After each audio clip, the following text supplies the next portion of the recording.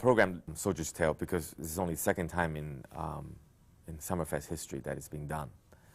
And I was here when it was last performed, and it was not staged at all. It just, you know, 3 actors called narrators sitting besides the ensemble, didn't move. They just read off their text on a music stand. And I thought visually it was not very stimulating. And so perhaps it deserves another interpretation. And also it fits the principle of Summerfest very well. And you know, Summerfest is chamber music festival, and we can never have a chamber orchestra or symphony orchestra. So this is the most we can do with perhaps a theatrical piece. The closest we'll come to having a theatrical piece. And the fact is, I can just imagine Solomon doing this piece incredibly well.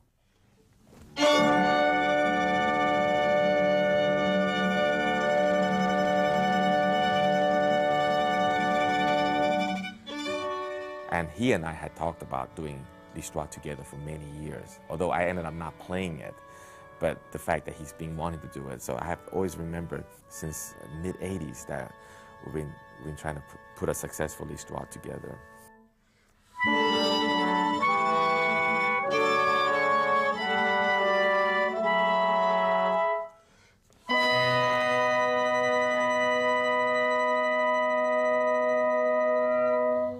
I think the tremolo just goes through, okay. Not at the end, but in the middle, the third last bar, yeah, when everybody else... he and I had talked about doing L'Histoire together for many years, although I ended up not playing it. But the fact that he's been wanting to do it, so I have always remembered since mid-'80s that we've been trying to put a successful L'Histoire together. Another note of that kind. What do you mean? You know, the diamond note? Yeah. Oh, this is the second one today. Just imagine. I'm supposed to hold that with you until you cut me off. But you know what I mean? Yes. There was a Brevis in my piece too. Lila Josefowicz, first of all, is a fantastic violinist. She's only in her early 20s, and she's already had many years on the international scene. And she's a delightful person. I will never forget what it means ever again. Yeah. So it's like the God is showing you. Okay.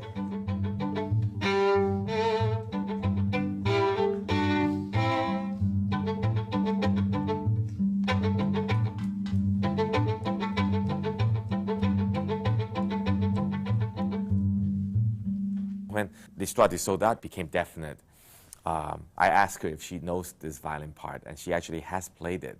So that made even more sense to put her in the ensemble because it's a very prominent violin part. And I just know from her playing, is her style, that it will be very, very right for that work. And in fact, Solomon had never worked with Lila together. So I thought another matchmaking aspect of this thing is to have Esa-Pekka and Lila collaborate on stage for the first time.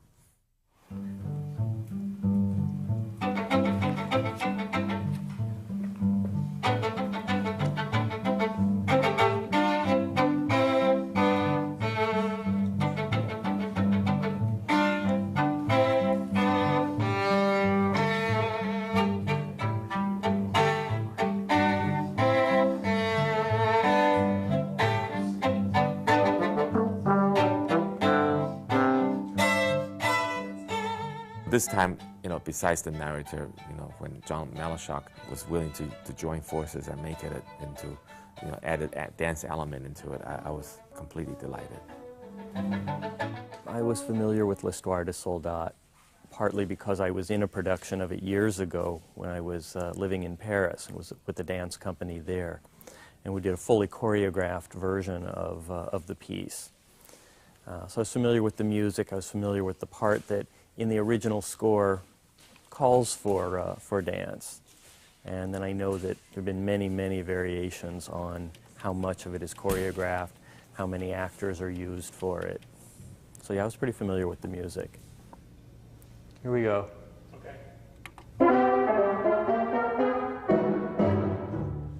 I won't say I'm the biggest Stravinsky fan in the world, and I won't even say that I love L'Histoire des Soldats. But it was a fun project to get involved with.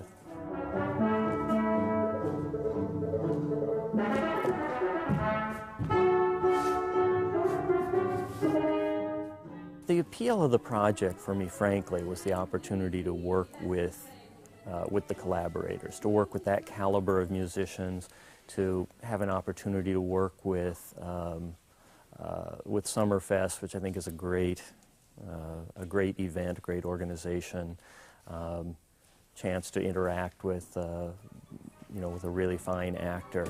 It was as much the appeal of the people who were participating as the piece itself. Swollen feet and heavy pack.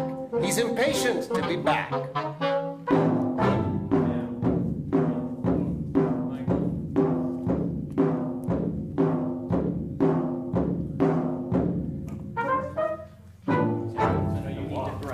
You got a full 8 counts to come around, heading down. You're going to get over to here before starting to move over. You're starting into these way too soon. So how much do I have after the pas de chat? Just 8. The pas de chat. And John, he should end up downstage. That takes me right downstage. Don't. Oh, I see. Okay, yeah, that's okay. You're going to have 1, 2, 3, 4, 5, 6, 7, 8. Then start crossing. Okay. Yeah. But he should end up down there. Yes. Rather than here, right? Well, no, because he'll be coming over toward you. Uh-huh. You come down stage, and then he has this thing that moves him across over this way. So he's going to end up near you. Okay, well, he should And then- still well, be then it- down. Okay, that's Down, fine. So yeah. you can end Okay, up. so I'll just really, Stay to the left. I'll make a big loop. The initial thought about this was fairly straightforward and kind of simple in terms of just including some dance where it's called for with the princesses' dances. And as we got into the studio, it just became apparent that more was needed. As I started creating, I realized I wanted to do something for the soldier at the beginning. It was in the rehearsal process with the musicians that I realized I needed something to end the piece as well, something between the devil and the soldier.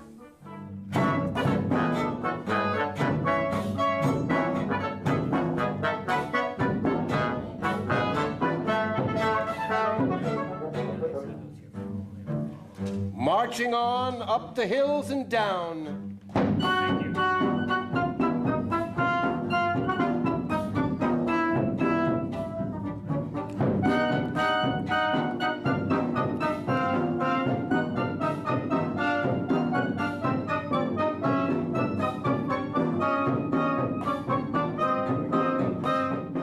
This was a perfect configuration of dancers for me. To have Michael Miserani as the soldier, who I've worked with now for several years, and he's a true pro. I know what I can do with him quickly, and he's just so reliable and so quick to get concept. Gwen Ritchie, who was the princess, is a dancer who worked with me for about 4 years, and I haven't worked with now in a little while. And she's one of my favorite dancers I've ever worked with, so it was just a joy to have her back here to work with.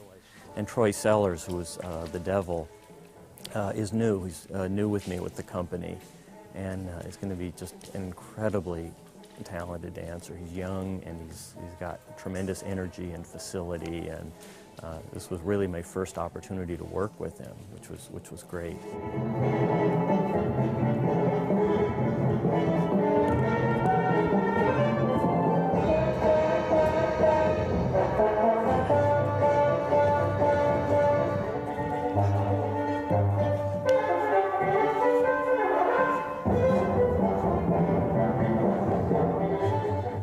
Normally, we rehearse for weeks and weeks to get ready for something. To create something and have it performed literally a few days later is unusual for dancers, and they just did marvelously with it. We always envy musicians who, with a couple of rehearsals and having the music in front of them, can do an amazing job, but the dance process is quite different.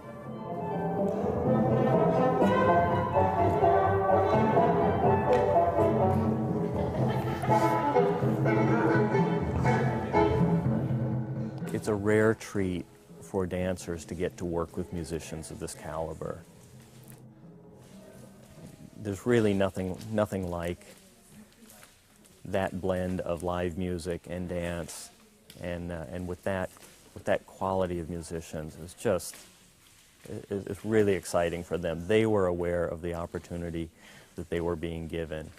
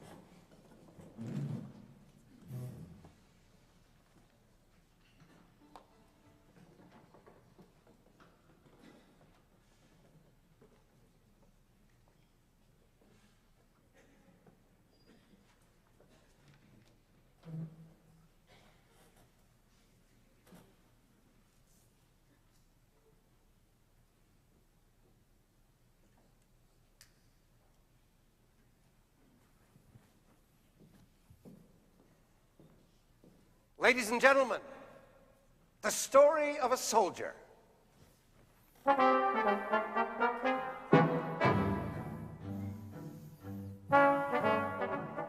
Toward his home at Eagle Bay, a weary soldier makes his way.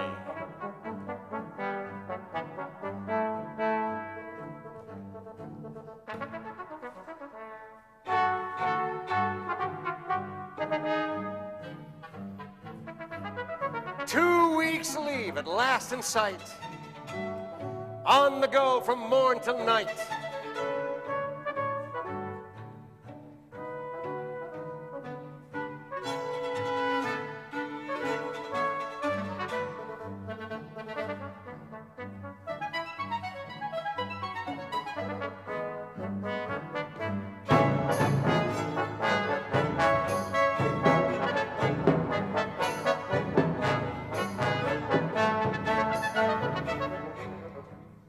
Marching on, up the hills and down.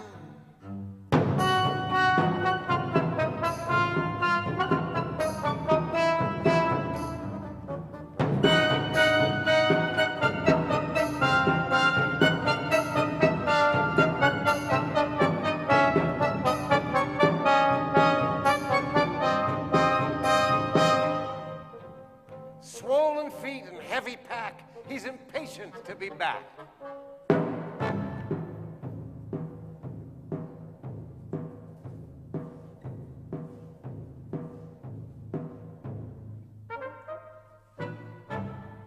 The soldier sits beside a brook. The grass is green, a restful nook. Well, isn't this a pretty spot? And what a lousy job we've got. Always tramping, always broke. What little I had's gone up in smoke. Overworked and underpaid. And look at my pack. What a mess I've made. Oh, no, my St. Joseph medal's lost. That's a silver medallion with a picture of his patron saint embossed. Oh, here it is. He keeps on rummaging around, digging up paper-wrapped things he's found. Some cartridges, a mirror of sorts. What little it shows, it distorts. And where's the picture of my girl? That can't be missed. The picture she gave me when I went off to enlist. Finally, he finds it and holds it to his breast, remembering her sweet blue eyes, how beautifully she dressed. He opens up his pack again and digs down in, and this time he brings out a small brown violin.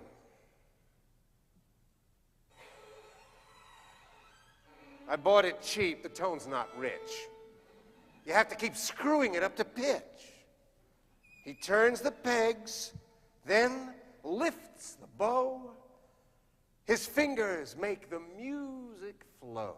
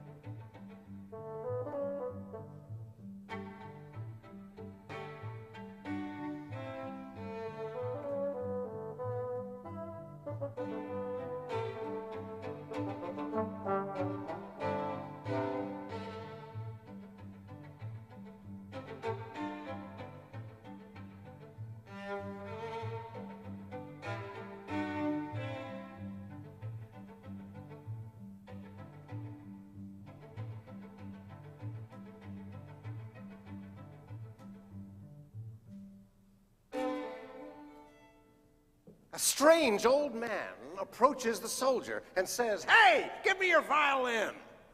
The soldier says, "I will not." "Then sell it to me." "No." "How would you like to exchange it for this book?" "I'm sorry, sir, but I can hardly read."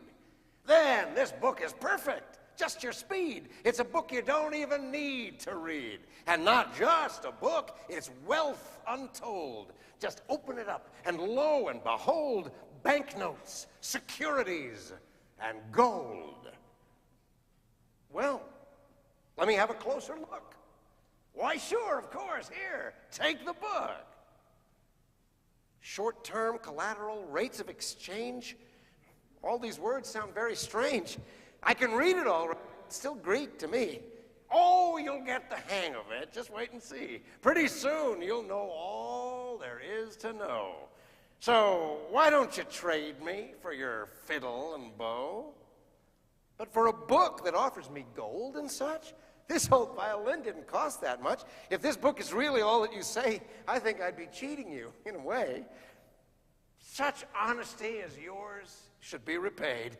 All the more reason to make this trade. You're the most decent fellow I've ever met. You deserve everything you're gonna get. If you turn me down, it's a big mistake." "If you say so, old man, it's a deal. Let's shake." The old man gives him the book with a grin and gently takes hold of the violin. The soldier is reading. "Currency fluctuations, pay on demand. Stock exchange averages for Saturday the 31st. But wait a minute. Today's only Wednesday the 28th. This is a book that's ahead of time. It tells you things before they happen. That's pretty funny." "Hey, Joe," says the old man, this thing doesn't play. Come on over to my house. What do you say?" "What'll we do there?" "Well, you'll show me how." "That's something my 2 weeks leave won't allow." "I want you to teach me. I'm playing it wrong. You'll give me some lessons. It won't take you long." "But my mother is waiting. I've been off at the war. I haven't been gone this long ever before." "She'll be there. She'll be fine. But my girl's waiting too." "You'll make that up to her if I know you." "I'll feed and lodge you like a king. My coach, my servants, everything. 2 days, maybe 3. A harmless detour, and then you'll be rich, my boy, forevermore." "What sort of food goes with this deal?" "Choice prime sirloin every meal." "And what to drink? Beer, whiskey, ale?" "Ha-ha! Champagne! The finest by the pail." "And will you give me something to smoke?" "Gold-wrapped Havanas, and that's no joke." The old man spoke the solid truth. He wined and dined the eager youth, and then he taught him the intent of his strange book, what each word meant. And in return, the soldier taught his host to play the violin for hours each day. 2 glorious days the soldier knew. And when the third came into view, as the soldier breakfasted in bed, "Are you ready now?" the old man said. "And what I promised you, you've had?" "You've kept your word," agreed the lad. "You're satisfied? Well then, it's time." And into the old man's coach they climb. The horses spring, and off they go. They fly. The earth is miles below. The soldier turns as white as a sheet. He's clinging to the edge of his seat. The churches, the fields disappear from sight. "Still having a good time? Better hold on tight." The boy wants to jump, but he's scared to die. The coach cuts like lightning across the sky. How long? How long? Time without end. Time is no more. Through boundless time and space they soar. Then, suddenly, it's all as it was before. Look, soldier. Look and see where you've come. Right back to where you've started from.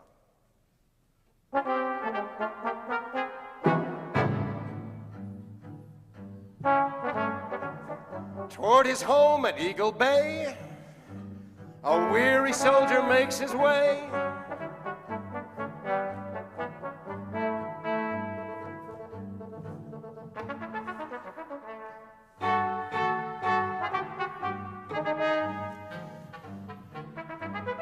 2 weeks leave at last in sight, on the go from morn till night.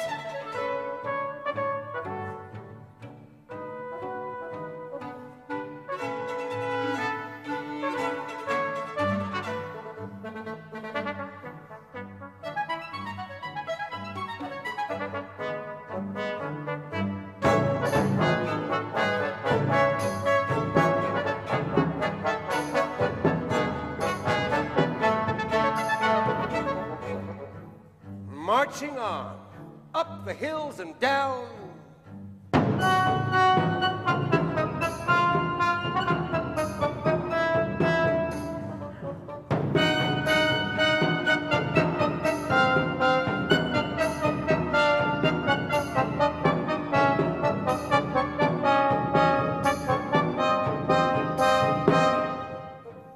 Swollen feet and heavy pack, he's so happy to be back.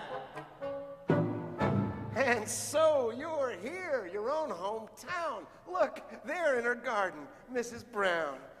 Good morning to you, ma'am. Good day. I'm home on leave, a 2-week stay.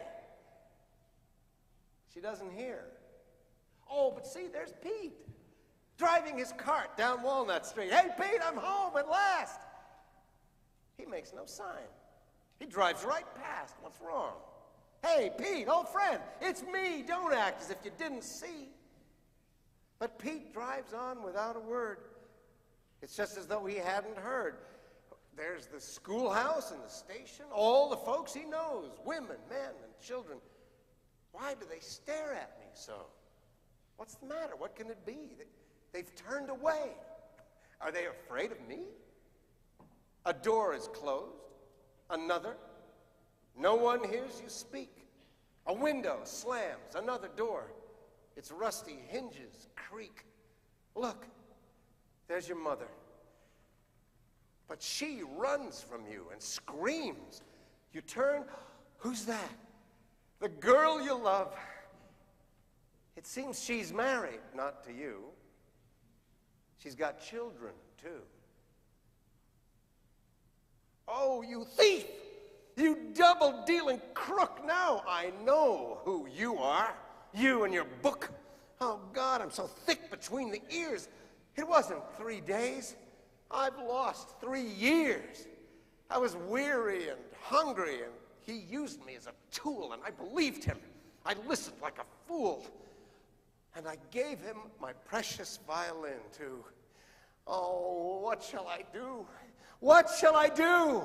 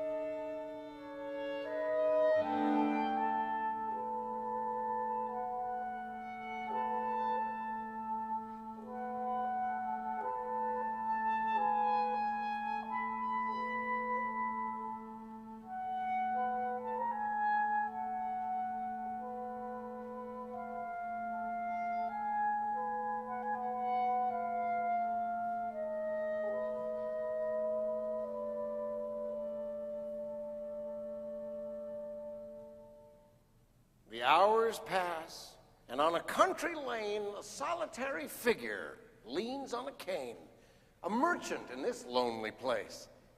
But it seems to me we know that face. You thief! You double-dealing crook! You deceitful devil! Come, mind your manners when you're talking to me. Get hold of yourself. Listen carefully. Have you forgotten all I said? The book I gave you, bound in red?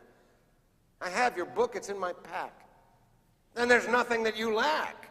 Besides, are you a soldier, yes or no? Show these people what you know. Attention! That's it. That's fine. Take off that cap and put on this. It's just like mine. Now, that looks better. Attention! I'm not through. Where's that book I gave to you? It's in that pack. It's in there loose. Well, bring it here. Let's put it to use. And don't fling it around. You forget what it's worth. That book can give you anything on earth. Worth a fortune. A fortune, do you see? Hold on to it tight and listen to me. This fiddle is mine, and the book is yours. There, each to his own, and so we're all square.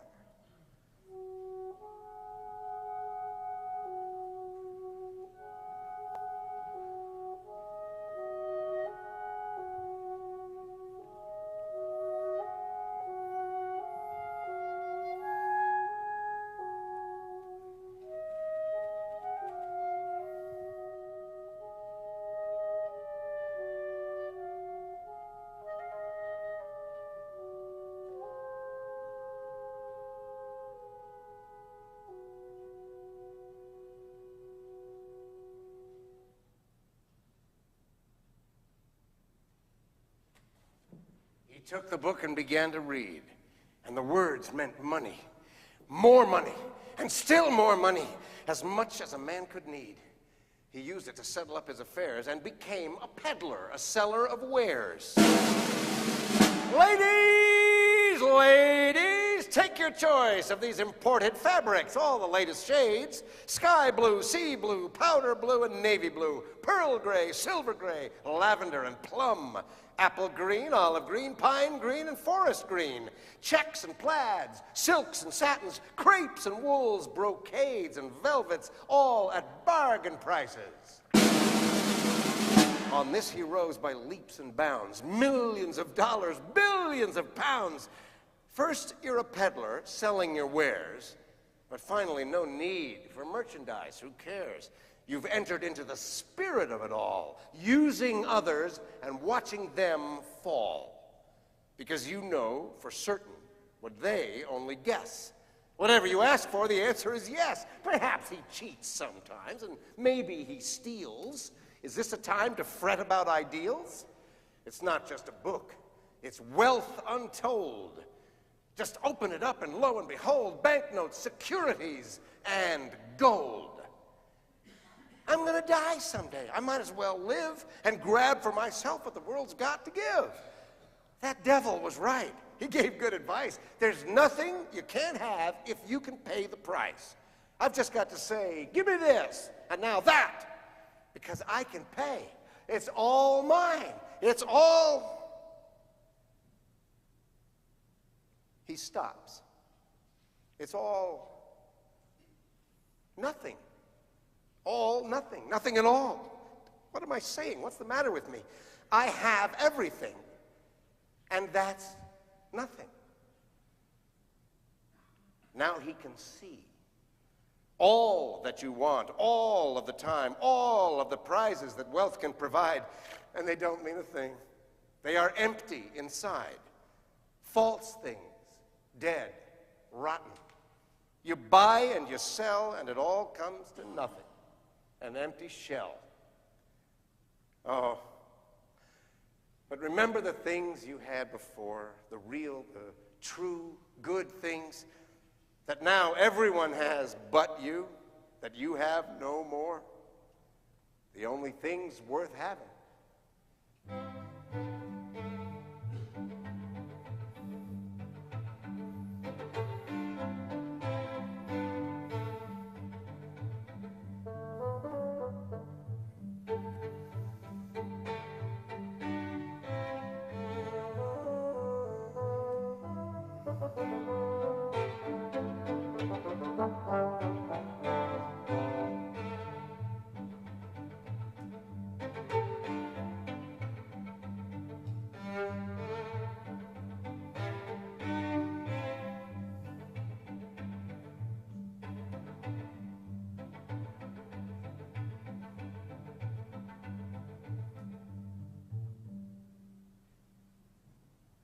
Remember when you used to lay on the grass? The warmth of early sunshine and the smell of dew. Good to touch, good to feel. Things that belong to all the world but you. Things that cost nothing, that everyone has, that mean so much. These things are real. Saturday evening, weekend plans, watching your neighbors wash their gardens. So many people with watering cans. The little girls laughing and throwing the ball. You pass behind the sun-baked wall. You settle down in the grass. Someone comes and fills your glass. Things that feel good from deep inside. The only things worth having.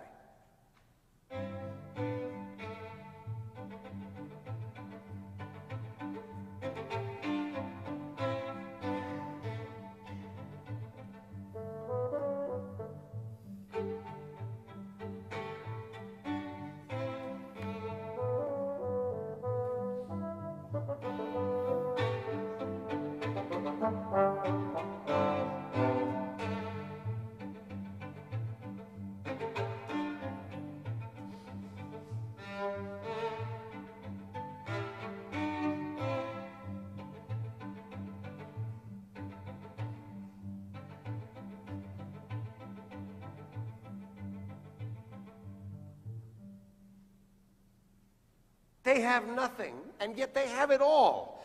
And I, who have everything, I have nothing. Nothing. How can that be? Satan, you've cheated me. What can I do? Does it say in the book? He snatches it up and starts to look. Come on, you book. You must know. You have to know. Tell me how everyone, how all the others are happy. How is it done? You've got to know. Please tell me. Explain. What can I do to have nothing again? The telephone rings. Hello.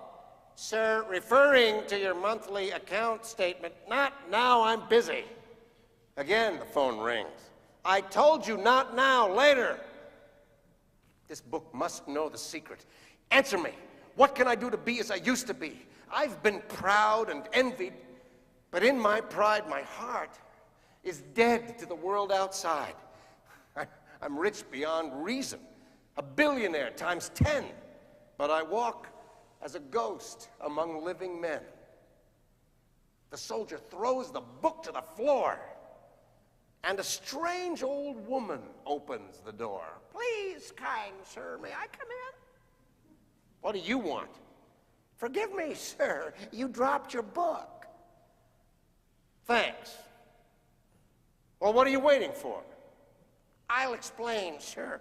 You see, I have a little case full of trinkets and rare things to tickle your curiosity.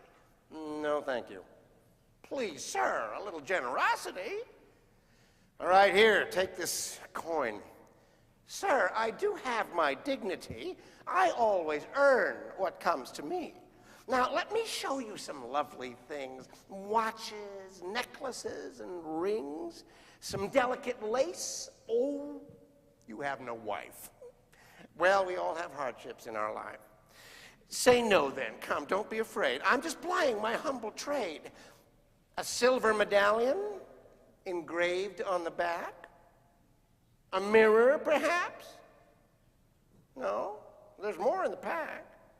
Here's a beautiful picture, complete with a frame. Ah, that sparked your interest. Again, no? What a shame. I'm afraid that your patience will soon run thin. So may I suggest this small brown violin? How much? How much? Tell me how much? Well, since we're friends, I won't stand in the way. Why don't you try it first? See what you say. We'll come to a price. First, let's hear you play.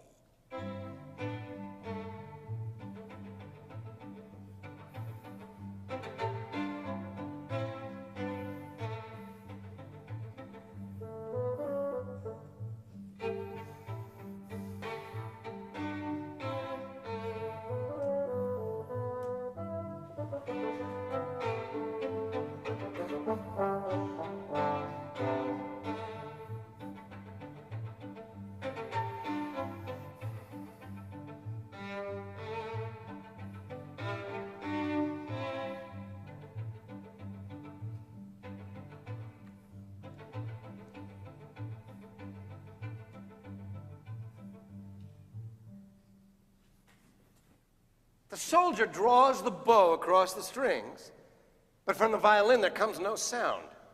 He lifts the fiddle high above his head and flings it like a fury to the ground. He grabs the book, the cause of all his woe, tears every page to bits, and lets the pieces fall like snow.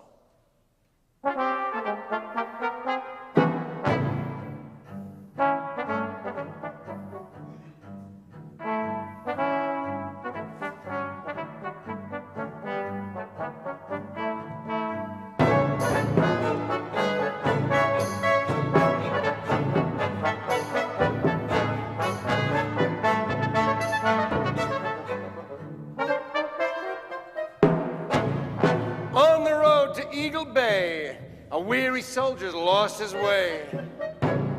Looking neither left nor right, he's been walking day and night. Past the bridge and brook he goes. Where's he heading? No one knows. He doesn't know himself. He only knows he had to get out because he couldn't go on the way he was. Nothing remains of all his fine belongings. He's thrown them out. Without a word to say to anyone, he's run away. And everything that was changed is back, except that he no longer carries his pack. Is he taking the homeward road, the one he traveled before? Home? No. There's no home for him anymore.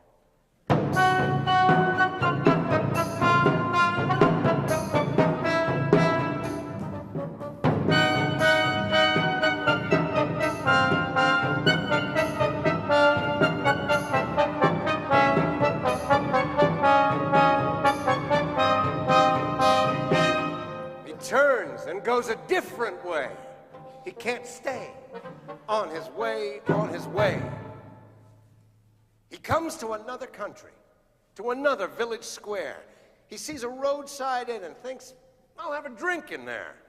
He goes in, orders, drinks it down, has another, looks around.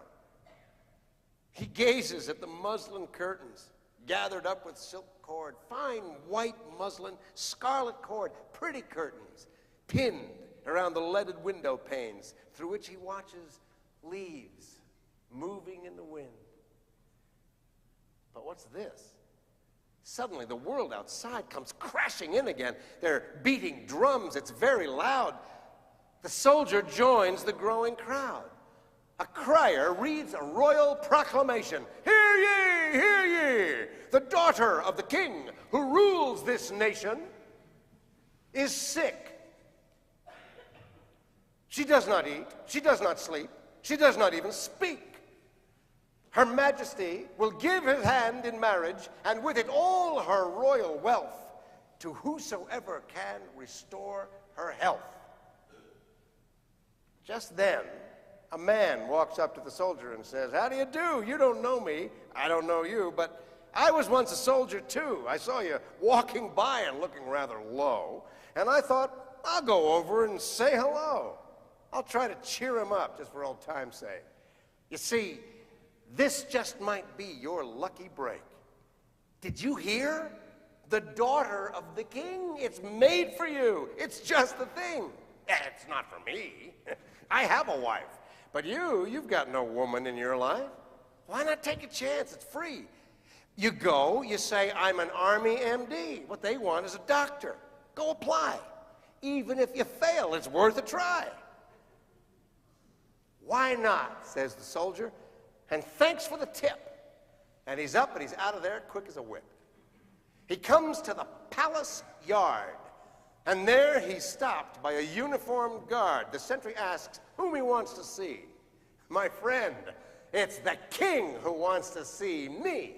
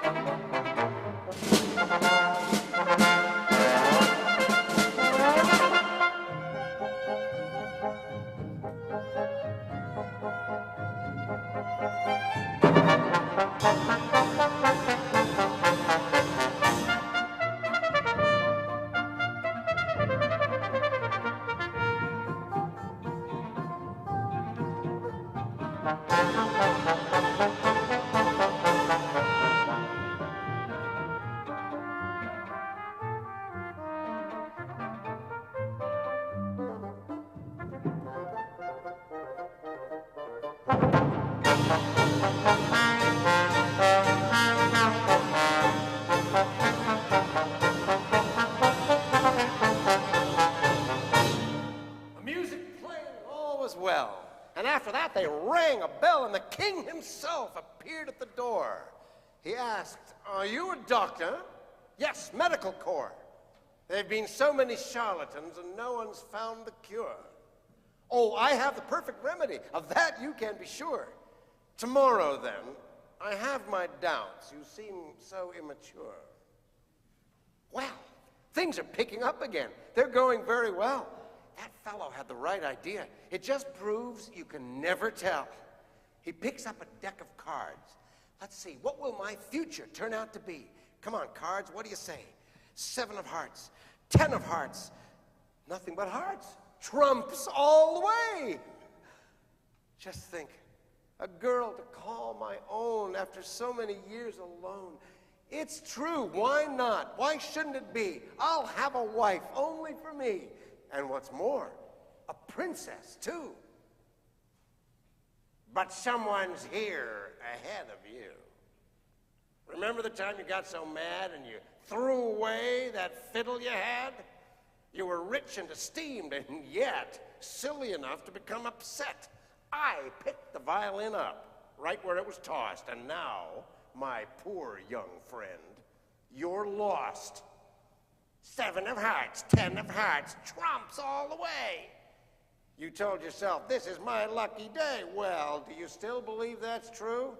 Now I have the princess's cure, not you. He's right. There's no hope. He's got me for sure. He'll win the day. He's got the cure, and I have nothing. Nothing at all. Once more. Hey, soldier, you think that you'll never win? That you're helpless while he has your violin? Well, think again. Stand up and fight. Do everything you can to set things right. I can't fight him. The devil's not a man. Don't give up. I tell you that you can. You have one last chance. The situation's not so grim.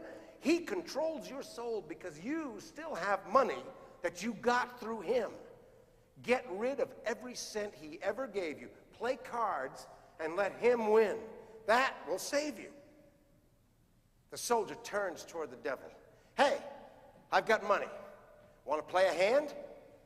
What? I'm sorry. I don't understand. You heard me. I said, do you want to play? My dear friend, with great pleasure, deal away. A penny a point. You think that'll do?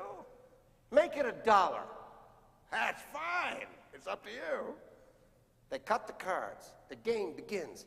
The devil wins and wins and wins. Raise the stakes higher. Let's make it 10. You must be crazy. Look, I've won again. You've lost your fiddle and you've torn up your book. You only have pennies now. And look, your pennies are flying off into the air. You'll have nothing at all again. Only despair. But I'll let you keep something that no one can steal. Hunger. That's hunger. Deal. I raise you 50. You're bluffing. I know. I said 50. You're mad.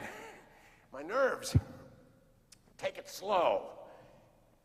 Now all your money. Bet all that you have. Now all my money. Here's all that I have. You don't need the ace of spades to win. What do you call? The Queen of Hearts. Oh, my head. I've won it all. You see? He's staggering. He's about to fall. Quick, take back your violin. You're near your goal. Now, play it with every nerve and fiber of your soul. I tried to before, but I couldn't make it sing. Try it again. Play to win, the daughter of a king. And as the devil stood there, trembling and afraid, the soldier boldly raised his bow. In triumph now, he played.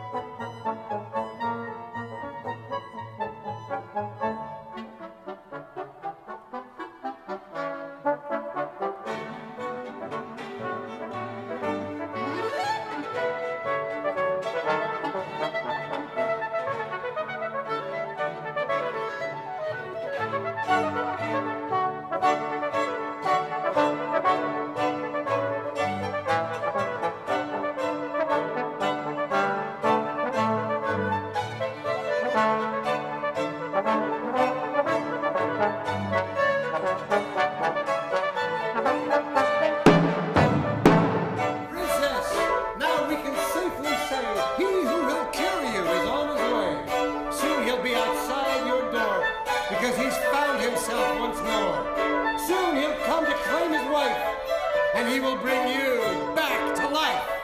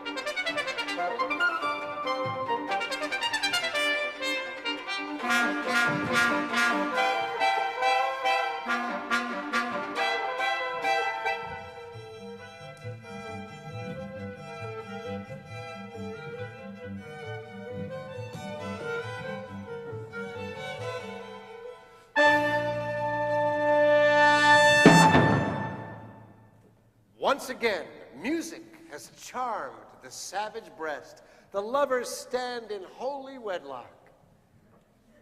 They are blessed.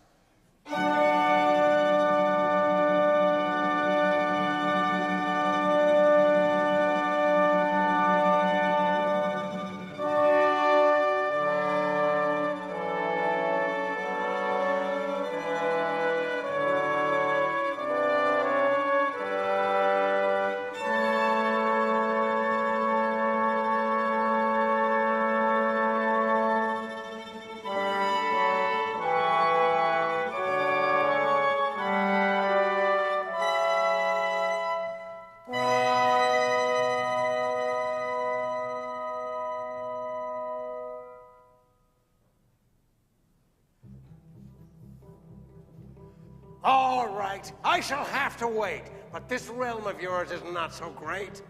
If once its borderline is passed, then you'll be in my power at last. So don't attempt to disobey the rule, or back to bed you go, my precious royal jewel. And you'll take a journey to a warmer climate where you've long been overdue. There, my friends will treat you very well, and see that you will rot in hell.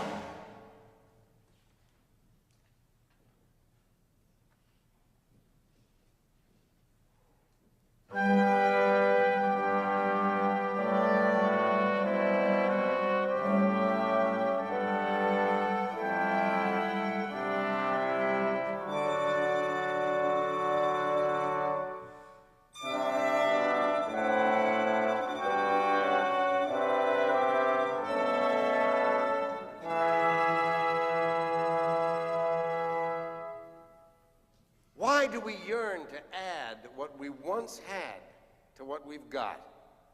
Why do we turn from what we are to what we were when we cannot?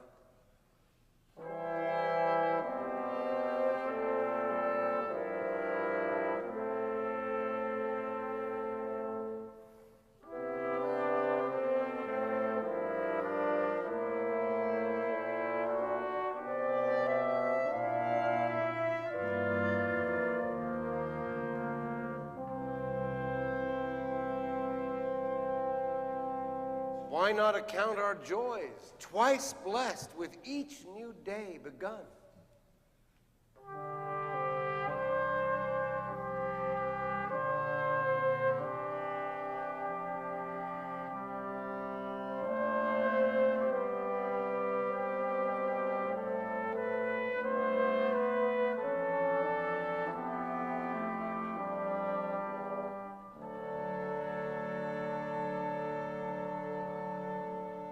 Why, having some, seek to have it all, then find that we have none?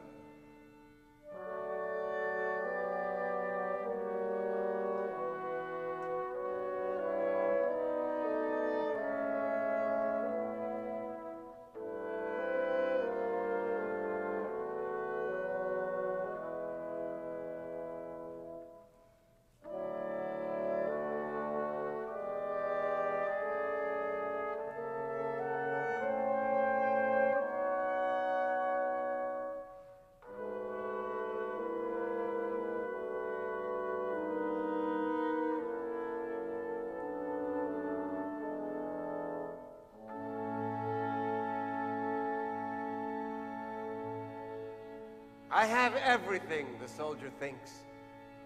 Then one bright day, the princess says, I know so little about you yet.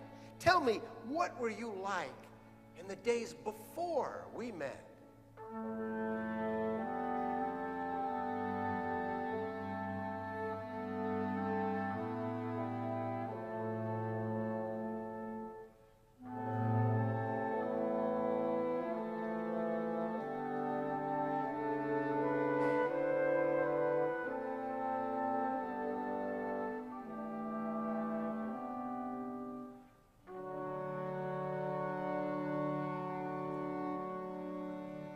Well, it all started a long, long time ago. There was a cottage I used to share with my mother. I was a soldier then, you know. But it's been years since I've been there. It's very, very far away. I doubt that I could find it today.